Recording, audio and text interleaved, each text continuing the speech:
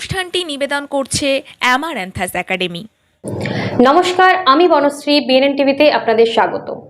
আজকে আমরা আলোচনা করব স্বাস্থ্য বিষয়ক সম্পর্কে। যে স্বাস্থ্য আমাদের সব থেকে ভালো থাকার মনে হয় সব থেকে জরুরি একটা জিনিস। তো এই স্বাস্থ্য সম্পর্কে আলোচনার জন্য আমাদের বিএনএন টিভি স্টুডিওতে উপস্থিত হয়েছেন আমাদের ডোমকল সুপার স্পেশালিটি হসপিটালের শল্য চিকিৎসক ডক্টর শাহিদ খন্দকার। স্যার নমস্কার, আমাদের বিএনএন টিভিতে স্বাগত। তো আমি আপনাকে জিজ্ঞেস করব, এখন আজকে আমাদের যে টপিক সেটা হচ্ছে গল ব্লেডারের স্টোন। এই যে গল ব্লেডারের স্টোন, আগে হয়তো আমরা 10 বছর বা আমরা যে আরো পেছনে যাই, তো এই রোগটা হয়তো খুব একটা চোখে পড়তো না, খুব কম সংখ্যক আমার মনে হয় যে পরিবারের মধ্যে এটা দেখা যেত। তো এই যে গল ব্লেডারের স্টোন, এটার প্রধান কারণটা কি, যে এত যে ঘরে ঘরে একটা মানে আমরা এখন মনে হচ্ছে যে যেমন সুগার প্রেশার যেমন একটা ফ্যামিলিগত প্রবলেম হয়ে গেছে, সেরকম গল ব্লেডারও মনে হচ্ছে যে এরকম ফ্যামিলির হয়তো বাই বার্থ চলে আসছে। তো এটার যদি কারণগুলো আপনি বলেন। হ্যাঁ, মানে গল ব্লাডারের স্টোন আগেও ছিল, এখনো আছে। এবার অনেক কটাই কারণ আছে, তার মধ্যে একটা কারণ হচ্ছে আমাদের মেডিকেল যে ফার্টার্নিটি বলা যেতে পারে, মেডিকেল যে ইনভেস্টিগেশনের যে পার্টটা আছে সেটা অনেক উন্নত হয়েছে এবং তার জন্য এখন খুব কম সময়ে ডায়াগনোসিসে পৌঁছে যাওয়া যাচ্ছে। ঠিক আছে, মানে আগে হয়তো পেশেন্টের পেটে ব্যথা হতো, তাকে ডাক্তারবাবুরা ওষুধ ইনজেকশন দিতেন, পেশেন্ট পেটে ব্যথা ভালো হয়ে যেত, তারাও ভুলে যেত, ফলো আপও হতো না। এখন ডায়াগনোসিসটা হচ্ছে, পেটে ব্যথা হলেই আমরা একটা ইউএসজি করতে বলছি, ইউএসজিতে আল্ট্রাসোনোগ্রাফি অ্যাবডোমেন, তাতে যদি থাকে একবারই ধরা পড়ছে। লক্ষণগুলো কি হতে পারে এটা? এবার হচ্ছে আর একটা কারণ আছে, যে কারণটা হচ্ছে আমরা যেটাকে বলছি এখন লাইফস্টাইল চেঞ্জ। আমাদের আগেকার যেরকম লাইফস্টাইল ছিল সেটা অনেকটাই ন্যাচারালিটির উপরে বেশি নির্ভরশীল ছিল, এখন আমরা অনেকটাই আলাদা ধরনের লাইফস্টাইল লিড করছি। তার মধ্যে যেটা একটা হতে পারে যে আমরা খুব ফাস্ট ফুড, বাইরের ফুড যেগুলো সেগুলো খাচ্ছি, খাবারের যে টাইমিং আছে সেই টাইমিংটা মেনটেন করছি না, স্লিপ যেটা বলে স্লিপটাকে আমরা ঠিকঠাক করে মেনটেন করছি না, মানে ওভারঅল একটা শরীরের একটা হোমিওস্ট্যাসিস থাকে, মানে শরীরটাকে কিভাবে আমরা মেনটেন করছি, তাকে তার মতো যদি সুযোগ না দেওয়া হয় তাহলেই ইমব্যালেন্স হবে। ইমব্যালেন্স হলেই প্যাথোলজি হবে, মানে রোগ হবে। রোগ বিভিন্ন রকম হতে পারে। গল ব্লাডারে যদি প্যাথোলজি হয় তাহলে গল ব্লাডারে স্টোন ফর্মেশন হবে। স্টোন ফর্মেশনের বেসিক প্যাথোলজি যেটা, রোগ যেটা বলা যায়, যেটা আপনি জানতে চাইছেন, সেটা হচ্ছে যে একটা কোলেস্টেরল বলে একটা সাবস্টেন্স থাকে, যেটা আমরা খুব মাতামাতি করি যে কোলেস্টেরল বেড়ে গেছে, প্রেশার বেড়ে গেছে, বা কোলেস্টেরল অনেকে দেখা যায় যে চোখের আশেপাশে হয়তো একটু মাংসপিণ্ড, ওইটা একটা মানে বাংলায় একটা যদি আমরা মানে নর্মালি বলতে চাই, সেটা হচ্ছে একটা কেমিক্যাল যেটা শরীরের মাত্রাতিরিক্ত থাকলে ক্ষতি হবে।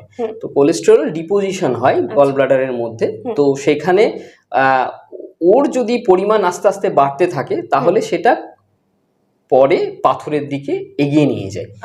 তো সেক্ষেত্রে কোলেস্টেরল যে ডিপোজিশন হচ্ছে সেখানে যদি গল ব্লাডারে একটা কোনো ইনফেকশন থাকে, যদি একটা কোনো ফোকাস থাকে, সেই ফোকাসে ইনফেকশন পয়েন্টকে কেন্দ্র করে আরো কোলেস্টেরল ডিপোজিশন হয়, সেটা আস্তে আস্তে বাড়তে থাকে, সেটা পরে ক্রিস্টাল ফর্মে হয়। ক্রিস্টাল যখন ফর্মে হয়ে গেল তখনই আস্তে আস্তে সেটা স্টোনে পরিণত। তাহলে সাধারণভাবে যদি আমরা দেখি, তাহলে এই যে স্টোন যে হয়েছে কারণ, বা গল ব্লাডারে একটা যন্ত্রণা হচ্ছে, আমরা দেখি যে ডান দিক করে একটু যন্ত্রণা হয়, কোমর থেকে পিঠের দিকে যন্ত্রণাটা হয়। তো এই যে যন্ত্রণাটা হচ্ছে, এটা মানে কি গল ব্লাডার বা অন্য কোনো লক্ষণ, যেটা মানে অনেকের হয় যে ডান দিকে ব্যথা করছে মানেই আমরা বলি অ্যাপেন্ডিক্স, ব্যথা হলেই যে গল ব্লাডারে পাথর হলো তা না। মানে আমাদের শরীরের বিভিন্ন জায়গায় বিভিন্ন স্ট্রাকচার গুলো আছে, অর্গান গুলো আছে। তো লিভারটা ডান দিকেই আছে। এবার লিভারের যেটা দুটো লোব থাকে, রাইট লোব, লেফট লোব, তো রাইট লোব আর লেফট লোবের, রাইট লোবের দিকেই হচ্ছে গল ব্লাডারটা থাকে, ওটা ঝোলে একরকম বলা যেতে পারে, পিয়ার শেপড একটা হয়, ওটা ঝোলে। তো ডান দিকে যখন গল ব্লাডারে পাথরের ব্যথা হয় তখন ওখান থেকেই ব্যথাটা আমরা ডান দিকে অনুভব করি। ডান দিক থেকে ওটা রেফার্ড পেন অনেক সময় ডান কাঁধে যেতে পারে, ব্যাকে যেতে পারে।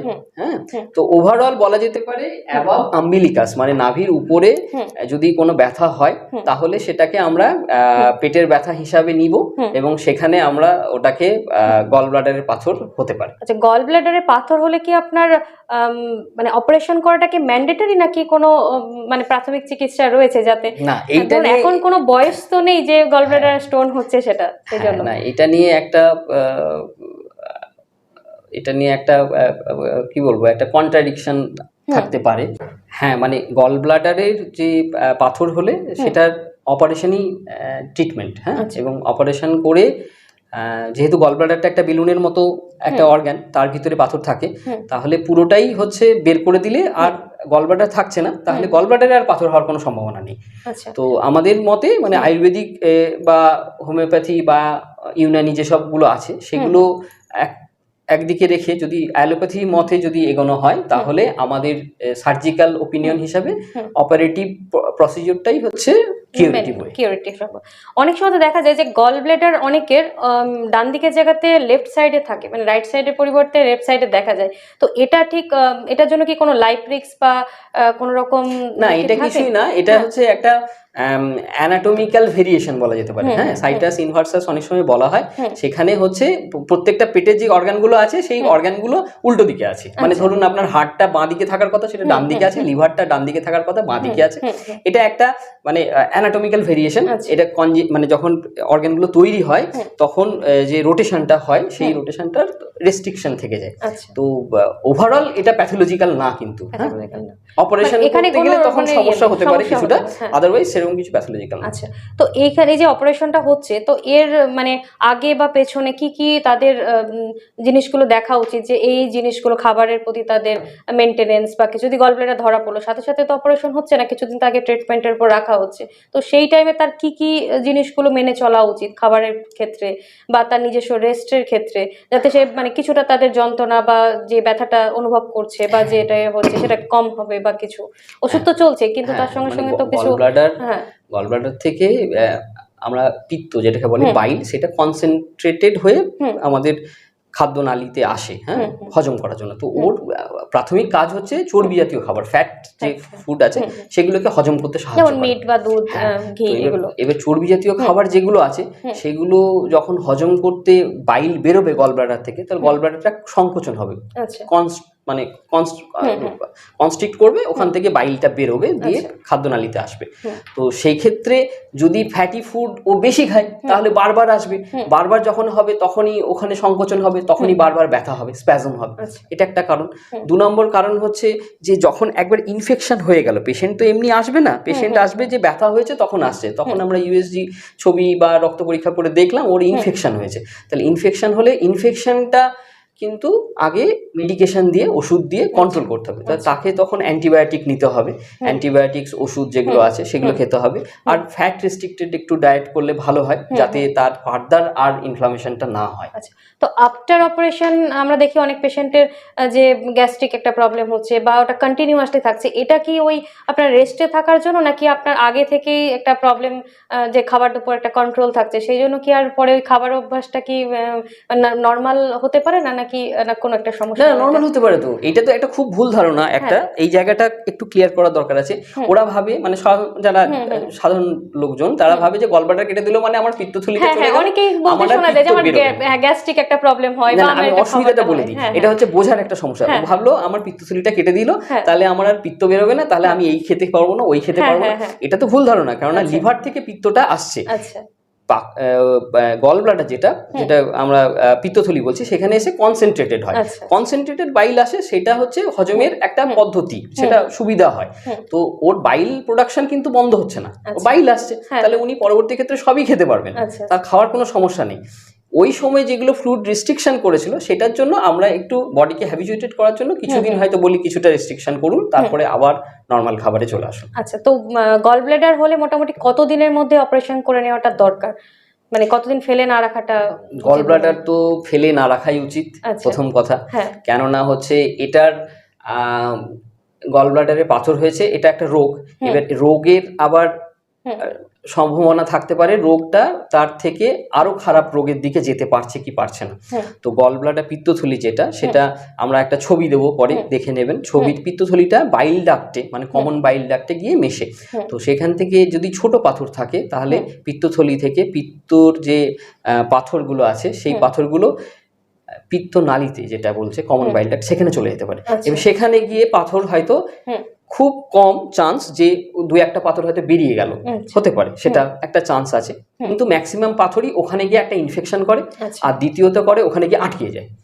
ওখানে যেটা যদি আটকে যায় তাহলে গোটা যে পিত্ত বাইল প্রোডাকশন যেটা ছিল, যেটা আসার কথা ছিল খাদ্যনালীতে, সেটা আসতে পারবে না। তাহলে পেশেন্টের কিন্তু জন্ডিস ডেভেলপ। এবার এই পেশেন্টের যখন জন্ডিস ডেভেলপ করবে তখন কিন্তু ডাক্তারবাবু আর শুধু পিত্তথলিকে কেটে ওনাকে রিলিফ করতে পারবেন না। তখন পিত্তথলির অপারেশন হবে, প্লাস যেটা আমরা কমন বাইল ডাক্ট বলছি, হ্যাঁ, সেখানটাকে ওটাকে ইভালুয়েশন, হ্যাঁ, ওটাকে ইভালুয়েশন করতে হবে, ওর পাথর বের করতে হবে, ওই জায়গাটাকে পরিষ্কার করতে হবে।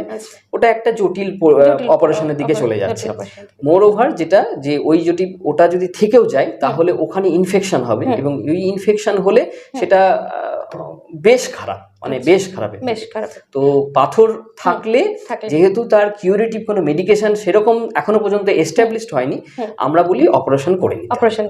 তো এই যে শুধু তো পেটে ব্যথা নয়, আরো তো কিছু লক্ষণ আছে, মানে হয়তো কারোর পেটে ব্যথা হলো না, হয়তো গলব্লাডার হয়তো কম ছোট পরিমাণে রয়েছে, তো আর কি কি লক্ষণ থাকতে পারে এটার জন্য, যে এই সিমটম গুলো দেখলে বোঝা যাবে যে না এই পেশেন্টের? না, তার একটা হতে পারে যে তার হয়তো আমরা যেটা বাঙালিদের বলি গ্যাসের সমস্যা, তারা প্রত্যেকেই আসে যে বলে গ্যাস হচ্ছে, গ্যাস হচ্ছে মানে তো মানে কি হচ্ছে, হজম হচ্ছে না, ইনডাইজেশন হচ্ছে, ওখানে গ্যাস ফর্ম করছে, সেটা স্টমাকটাকে ডাইলেট করছে, ফুলে যাচ্ছে। আমাদের এটা এখানে একটা বুকে একটা ব্যথা অনুভব করি, খোলা অনুভব করি, কিছু খেতে পারি না, ঢেকুর ওঠে কারো মাঝে মাঝে। তো এই সমস্যা যদি কারো পারসিস্টেন্টলি থাকে তাহলেও অনেক সময় গলব্লাডারে পাথর থাকতে পারে। দ্বিতীয়ত হচ্ছে কিছু কিছু পেশেন্ট অ্যাসিমটোমেটিক, মানে তার কোনো সিমটমসই নেই, সে হয়তো অন্য কোনো একটা কারণে এসেছিল, তার হয়তো নিচে হয়তো তলপেটে ব্যথা, তাকে আমরা গোটা পেটের হয়তো ছবি করতে দিলাম, বা তার হয়তো বাঁ দিকে ব্যথা আছে, তার হয়তো একটা গোটা পেটের ছবি করতে দিলাম, সেখানে দেখা গেলো তার গলব্লাডারে পাথর আছে, অ্যাসিমটোমেটিক, কিন্তু গলব্লাডারে পাথর ধরা পড়েছে। তো কি কি কারণে গলব্লাডারের ব্যথাটা হতে পারে, কি কি কারণ এটা? কারণ হচ্ছে পাথর, ওই যে বললাম, পাথর যদি গলব্লাডারের পিত্তথলির মধ্যে থাকে, সেটা যদি পিত্তর মধ্যে যদি ভাসমান অবস্থায় বা ডুবে যেরকম জায়গায় আছে, ধরুন ভিতরের মধ্যে আছে, তাহলে ব্যথা হবে না, চান্স খুব কম।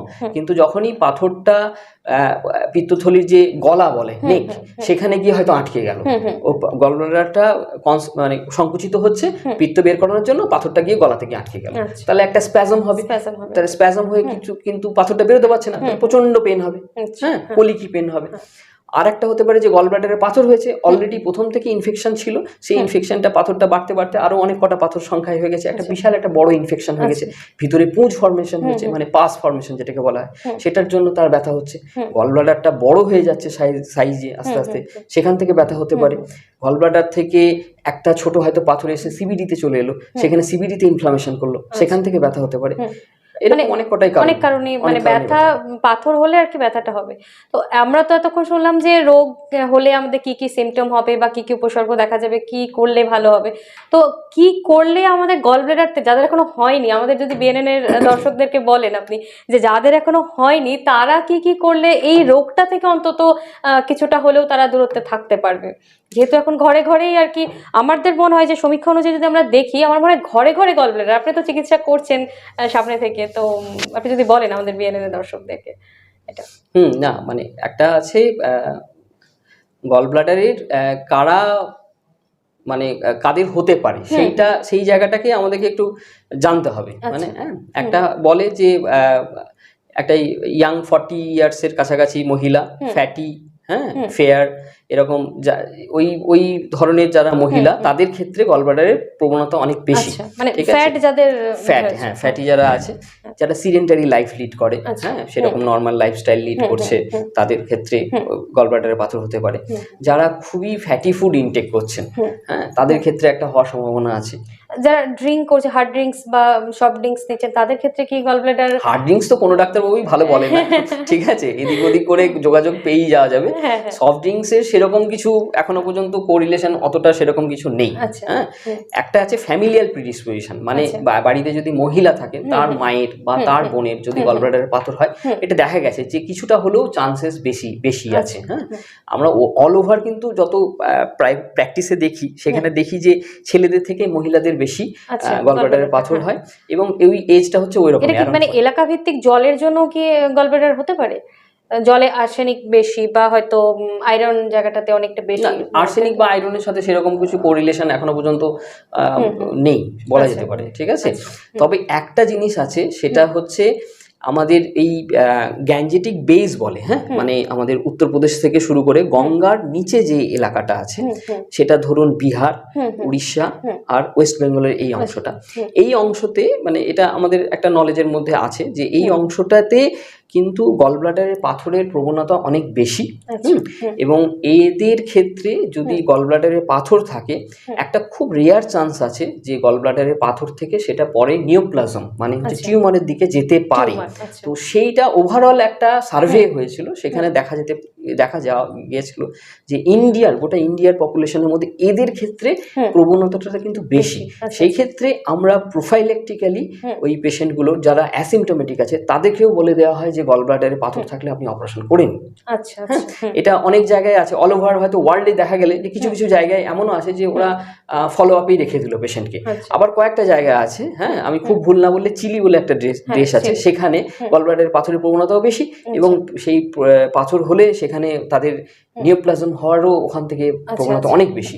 সেই জন্য ওখানে গল ব্লাডার থাকলেই হচ্ছে প্রোফাইলেকটিক্যালি কেটে দেওয়া হয়, মানে পাথর থাকলে। এসব ব্যাপার আছে। তো আমরা তাহলে কি করলে, আপনি যদি বলেন যে কি করলে এটা হবে না, কি করলে হবে না সেটা তো ওরকম করে কিছু বলা যায় না, কেননা আমাদের মেডিকেল সায়েন্সে ইডিওপ্যাথিক বলে একটা কজ আছে, মানে যার কোনো কারণ এখনো পর্যন্ত যাওয়া যায়নি, সায়েন্স হয়তো অত দূর এগোতে পারেনি বা আমরা যতদূর জেনে গেছি তাতেও আমরা জানতে পারিনি। তো গল ব্লাডারের একটা ইডিওপ্যাথিক কজও বলা যেতে পারে, যে কার হবে না সেটা প্রথম থেকেই বলে দেওয়া যাবে না, যে মানে কেউ স্ট্যাম্প করতে পারে না যে আপনার হবেই না। হ্যাঁ, কিন্তু আমরা বলতে পারি যে সবকিছু মানুষকে সুস্থ থাকতে গেলে তার লাইফস্টাইল মডিফিকেশনটা খুব ইম্পর্টেন্ট। মানে আমরা আজকাল খুব ফাস্ট লাইফ লিড করছি সবাই, প্রত্যেকে। তো সেক্ষেত্রে আমাদের শরীর তার মানে যেরকম চাই শরীর, মানে সূর্য উঠছে আমি কাজকাম করব, সূর্য নেমে যাচ্ছে আমি রেস্টে থাকবো, আমি ভালো খাবার খাবো, প্রাকৃতিক যে খাবারগুলো সেগুলো খাবো, যেগুলো সবাই যেটা বলে খারাপ খাবার সেগুলো খাবো না, যেগুলো রেস্ট নিতে বলে রেস্ট নেবো। হ্যাঁ, তো এই নর্মাল লাইফস্টাইল যদি আমরা লিড করতে পারি তাহলে অনেকটা। এজের মধ্যে এটা বেশি দেখা যায়। এজ এখন কিন্তু খুব কম বয়সেও হচ্ছে। এজে আমরা ওই যে বলি ফেয়ারলি 40 ফিমেল, তো 40-র আগে পিছে মোটামুটি ওই সময়টা হয়। আপনি ধরুন 20s-এ মেয়েদের ছেলেদেরও দেখা যাচ্ছে, এমনকি খুব ছোট ছোট বাচ্চা 4 বছর 5 বছর 6 বছর এদেরও দেখা যাচ্ছে। আমার কাছে একটা পেশেন্ট এসেছিল 2.5 বছর বয়স। সেক্ষেত্রে ট্রিটমেন্ট কিরকম? ট্রিটমেন্ট হচ্ছে আমাদের তো অপারেটিভই। এবার খুব ছোট বাচ্চার যদি হয় তাহলে আমরা বলি যে তার কোনো হিমোগ্লোবিনোপ্যাথিজ মানে রক্তের কোনো দোষ আছে কিনা সেইটা আমাদেরকে দেখে নিতে হয়। অনেকের ক্ষেত্রে যেগুলো আমরা থ্যালাসেমিয়া বলি বা ওই রকমই কোনো হিমোগ্লোবিনোপ্যাথি, যেখানে আরবিসিস মানে রক্ত যেটা সেটা প্রপারলি ভালোভাবে তৈরি হচ্ছে না এবং সেটা খুব তাড়াতাড়ি ভেঙে যাচ্ছে, সেটার জন্য শরীরে বিভিন্ন জায়গায় আয়রনের একটা ওভারলোড হয়। ঠিক আছে, তো সেই ক্ষেত্রে একটা ডিপোজিশন, একটা ফোকাই তৈরি হয়, সেখান থেকে গল ব্লাডার স্টোন তৈরি হয়। খুব বাচ্চাদের যদি হয় তাহলে ডাক্তারবাবুরা বলেন যে ওর হচ্ছে হিমোগ্লোবিনোপ্যাথিস মানে রক্তের কোনো দোষ আছে কিনা, আরো বিভিন্ন কিছু আছে, তার মধ্যে এটা প্রাথমিক যে সেটা দেখে নিতে হবে। আচ্ছা, তবে পার্টিকুলার কোনো বয়স এটাতে ডিপেন্ড করছে না? না, এখন তো খুব ছোট বাচ্চারও হচ্ছে, আমরা তো 70 80 90 বছর পর্যন্ত গল ব্লাডার দেখছি। মানে ট্রিটমেন্ট একটা যে তাকে অপারেট করে নেওয়াটাই মনে হয় বেটার সার্জিক্যাল ওয়েতে। আমাদের ক্ষেত্রে তো এরকমই ট্রিটমেন্ট। হ্যাঁ, তাছাড়া অনেকে হচ্ছে আমাদের একটা ওষুধ আছে 800 ডিঅক্সিকোলিক অ্যাসিড। হ্যাঁ, তো ওটা যখন আমরা গল ব্লাডারের স্টোন হওয়ার আগে, যেটা ওভার স্যাচুরেটেড বাইল যেটাকে বলছে, মানে সেটা একদম থকথকে একটা কাদার মতো অংশ, সেটাকে আমার স্লাজ বলা হয়, ছবিতে ওটা ধরা পড়ে কিন্তু পাথর হয়নি তার, এটা হচ্ছে আর্লি স্টেজ বলা যায়, প্রিফর্ম। তো সেক্ষেত্রে আমরা 800 ডিঅক্সিকোলিক অ্যাসিড বলে একরকম ওষুধ পাওয়া যায়, সেটা অনেক ডাক্তারবাবুরা ব্যবহার করে। তো অনেক সময় দেখা যায় যে গল ব্লাডার স্টোন হওয়ার পর সেটাকে তো আপনার ক্যান্সার টেস্টিং এর জন্য হয়তো পাঠিয়ে দেওয়া হলো, তো এইখান থেকে ক্যান্সার ঠিক এটার সঙ্গে কি জড়িয়ে রয়েছে আপনার ট্রিটমেন্টের সঙ্গে বা এইটার সঙ্গে, যে হয়তো অনেকদিন থাকলো, হ্যাঁ, জিনিসটা হয়তো বছরখানেক পর অপারেশন করব, এরকম হয়তো রেখে দিল, তো না সেখান থেকে ওই যেটা একটা কথা বললাম যে হ্যাঁ। গ্যাঞ্জেটিক বেজের নিচের দিকে আমাদের এদিকে যে কটা জায়গা আছে সেই কটা জায়গায় একটা প্রিডিসপোজিশন আছে, মানে ওভারঅল এটা দেখা গেছে যে সব জায়গায় যেরকম হয় তার থেকে এই দিকটা একটু বেশি, এক নম্বর। দু নম্বর হচ্ছে যে যখনই কোনো গল ব্লাডার ধরেন অনেক দিন ধরে লং স্ট্যান্ডিং রেখে দেওয়া হচ্ছে, তার একটা ক্রনিক একটা ইরিটেশন হচ্ছে, সেখানে গল ব্লাডারের যে চামড়াটা থাকে সেই চামড়াটা অনেকটা মোটা হয়ে যায়, 4 mm 5 mm 6 mm। তো এরকম 5 mm বা 6 mm যারা হলো বা আরো বেশি, কারণ 8 mm 9 mm 10 mm পর্যন্ত থিকনেস দেখা যায়। তো সেক্ষেত্রে একটা কজ হচ্ছে অ্যাকিউট, মানে ইনফেকশন হয়েছে ফুলে গেছে। আর একটা কজ হচ্ছে নিউপ্লাজম ম্যালিগনেন্সি, মানে ম্যালিগনেন্সিতেও সেই ওয়ালটা থিকনেসটা বেড়ে থাকে। তো আমরা প্রথমে যখন ছবি হলো তখনই যদি দেখি যে ওই রকম আছে, প্লাস হচ্ছে ওর অ্যাকিউট কোনো ফিচার্স নেই, বয়স্ক মানুষ, এল্ডারলি মানুষ, তাহলে তখন কিন্তু একটা বড় ছবি সিটি স্ক্যান যেটাকে বলা হয় সেটাতে এক্সক্লুড করা যায়। আরো কিছু মার্কার আছে, সেই মার্কার দিয়ে দেখা যায় যে সেটা খারাপের দিকে যাচ্ছে কিনা। তো অপারেশনের পর মোটামুটি কতদিনের মধ্যে সে নরমাল স্বাভাবিক ভাবে তার লাইফস্টাইল লিড করতে পারে? অপারেশন তো এখন দু রকম, একটা হচ্ছে কেটে করা হয় যেটা আমরা বলি, আচ্ছা, আর একটা করা হয় মাইক্রোস্কোপ। হ্যাঁ, মাইক্রোস্কোপের ছাড়া অনেক এখন standard of management micro surgery, ঠিক আছে। এখন সময় হচ্ছে আমাদের ব্রেক টাইমের, তো আমরা এই আলোচনাটা শুনবো বিরতির পর, সঙ্গে থাকুন।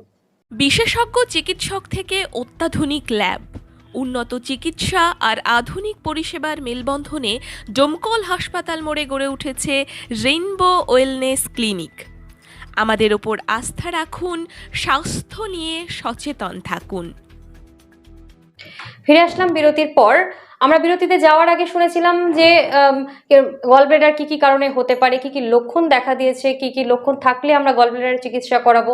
তো আমরা এখন আমাদের সঙ্গে শল্য চিকিৎসক রয়েছেন শাহিদ বাবু। তো আমি জিজ্ঞেস করবো আপনাকে যে অপারেশনের কথাটা যেটা আপনি বলছিলেন বিরতিতে যাওয়ার আগে, যে এখন দুই ধরনের আমাদের অপারেশন, কেটে করা যেটা আমরা বললেন আপনি, এবং আরেকটা মাইক্রো সার্জারি। তো কোনটাতে আপনার মনে হয় যে পুরোপুরি নিরাময় হয়ে যাবে বা এ হবে, এটা যদি আপনি বলেন আমাদেরকে এই মানে চিকিৎসাটা নিয়ে। না মানে এখন তো দুটোই চলছে, মানে দুটোই আমাদের লাইন অফ ম্যানেজমেন্ট। হ্যাঁ, মানে স্ট্যান্ডার্ড লাইন অফ ম্যানেজমেন্ট এখন ল্যাপ্রোস্কোপি। তো যেহেতু ল্যাপ্রোস্কোপিটা গোটা 30 বছর ধরে হয়তো এসেছে, তার অনেক দিন আগে থেকেই অপারেশনটা ছিল, ওপেন অপারেশনটা ছিল। তো ল্যাপ্রোস্কোপি যেহেতু পরে এসছে তার কিছু অ্যাডভান্টেজ আছে, যেহেতু পরে এসছে তার কিছু ডিসঅ্যাডভান্টেজও ছিল। তো সেগুলো ওভারকাম করে এখন স্ট্যান্ডার্ড ট্রিটমেন্ট ল্যাপ্রোস্কোপিক সার্জারি। তাহলে এখানে আপনার নরমাল লাইফে ফিরতে তাহলে কতদিন সময় লাগবে? যদি ল্যাপ্রোস্কোপি সার্জারি তো হচ্ছে মানে যেদিন অপারেশন হবে তারপরের দিনই ছুটি, এবার যেহেতু পেশেন্টের পেন টেন খুব একটা কম থাকে, within 5 to 7 days patient normal লাইফে চলে আসবে। সেই টাইমে খাওয়া দাওয়া আর কি মানে ওই 7 দিন 8 দিন পর থেকে নরমাল যেরকম খাবার দাওয়া, হ্যাঁ নরমালি খেতে পারবে। আচ্ছা, ঠিক আছে। তো অনেক ধন্যবাদ। আমরা শুনলেন প্রত্যেকটা ঘরে ঘরে আমরা যদি দেখি যে গলব্লেডারের আপনারা একটা ভীত সন্তুষ্ট হয়ে থাকছেন যে গলব্লেডার হয়েছে, কি করব, কিভাবে ট্রিটমেন্ট করাবো। তো আপনারা শুনলেন ডাক্তারবাবু আপনাদেরকে বললো যে পেশেন্ট আপনারা একদমই ফেলে রাখবেন না। গলব্লেডার যেরকম আপনার একটা খুব ক্ষুদ্র রোগ হিসেবেও দেখছেন, সেরকম কিন্তু এটা যদি আপনি ফেলে রাখেন তাহলে কোনো রোগী, যদিও ফেলে রাখাটা ঠিক নয়, তাই তো ডাক্তারবাবু? হ্যাঁ, কোনো রোগী ফেলে রাখাটা ঠিক নয়। তো সেটা তাড়াতাড়ি সেটা ট্রিটমেন্টটা করান, এবং তার সাথে সাথে আপনাদের খাদ্যাভ্যাসের পরিবর্তন করুন, জল খান বেশি করে, এবং যে জিনিসগুলো যেমন চর্বি জাতীয় খাবার বা ফাস্ট ফুড, সেগুলো যত আপনার অ্যাভয়েড করা যায় ততটা অ্যাভয়েড করাটাই ভালো। অনেক ধন্যবাদ আপনাকে আমাদের বিএনএন টিভিতে আসার জন্য। নমস্কার।